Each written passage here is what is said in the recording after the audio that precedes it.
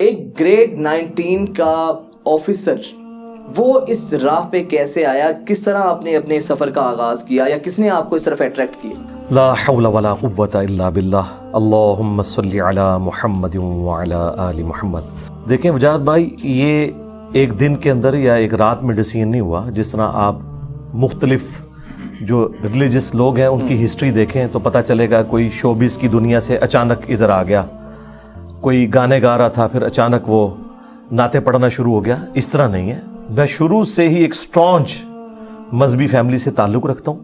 ماشاء اللہ تعالیٰ بالغ ہونے سے پہلے سے ہی میں 5 وقت نماز پڑھتا ہوں۔ اپنی جو میری اسٹوڈنٹ لائف تھی میٹرک کے لیول کے اوپر، اس لیول سے ہی مجھے اسلامی کتابیں پڑھنے کا شوق ہے۔ پھر کالج میں بھی اور یونیورسٹی میں بھی میں پیرلل میں اپنی تعلیم کے ساتھ اسلامی کتابیں پڑھتا تھا۔ تصوف کی وہ کتابیں جو لوگ صرف بزرگوں کے حوالوں میں جن کے نام سنتے ہیں، احیاء العلوم، مکاشفۃ القلوب، منہاج العابدین، کشف المحجوب، یہ وہ کتابیں جو میں نے اپنی داڑھی نکلنے سے پہلے پڑھ لی تھی انجینئرنگ یونیورسٹی کی تعلیم کے دوران۔ تو یہ اچانک ایسا معاملہ نہیں ہوا۔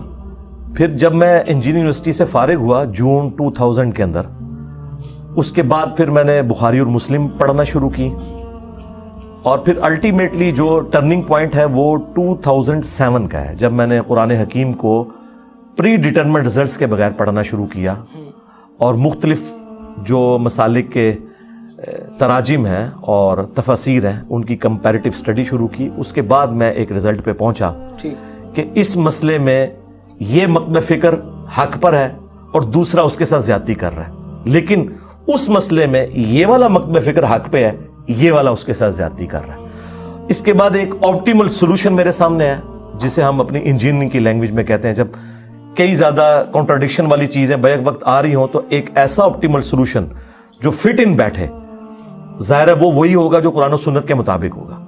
پھر 2008 کے اندر میں نے اپنے گھر کی ایک بیٹھک کے اندر اپنے قریبی دوستوں کو جو 8-10 لوگ تھے دعوت و تبلیغ کا کام شروع کیا۔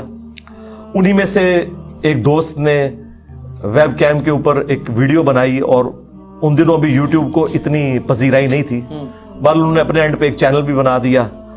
اور پھر 2010 اکتوبر کے اندر ہم نے پراپر قرآن کلاسز ریکارڈ کرنی شروع کی، اور وہ ویب کیم پہ ہی لیپ ٹاپ میں اپنے سامنے رکھتا تھا، وہ 1.5 میگا پکسل والا چھوٹا سا کیمرہ۔ جب وہ یوٹیوب کے اوپر چڑھنی شروع ہوئی، اصل میں جو یوٹیوب کو بوم آیا ہے وہ 2010 کے بعد آیا ہے۔ جب گوگل نے اس کو لیا ہے تو اس کے بعد آہستہ آہستہ وہ اوپر گئے۔ وہ جب ویڈیوز پبلکلی عام ہونا شروع ہوئیں، پھر لوگوں کو آئیڈیا ہوا کہ یار یہ کوئی آواز اٹھ رہی ہے۔ پھر 2015 کے اندر آ کے جب علماء نے رسپانس کرنا شروع کیا کہ یہ تو کوئی فرقہ کھڑا کر رہا ہے، یہ تو اسلام کے لیے بہت بڑا خطرہ ہے، اور پھر میں نے اس سے جب ریبٹل کیا، اس ریبٹل کرنے کے بعد لوگوں کا رجحان ہوا۔ 2017 جولائی میں ہمارے 1 لاکھ سبسکرائبر ہوئے تھے، آج ماشاءاللہ 2.2 ملین ہے۔ تو یہ سارے کا سارا آپ کو جو دنیا زیر زبر ہوتی نظر آ رہی ہے نا، یہ سمجھ لیں 2017 سے ابھی اب تک ہے۔ آنے سے پہلے میں ریٹنگ پڑھ رہا تھا ایک، اس کے اندر سب سے زیادہ جو پاکستانی جو ہمارے مذہبی رہنما ہیں سب سے زیادہ آپ کی ریٹنگ ہے، مثلا آپ کو سنا جاتا ہے۔ پاکستانی نہیں سرکار، آل اوور دا ورلڈ بھی آپ مذہب کے پوائنٹ آف ویو سے دیکھیں نا، میں نے پہلے اس کے آل اوور دا ورلڈ، بالکل میں نے ابتدائیہ میں بھی یہ بات کہی ہے۔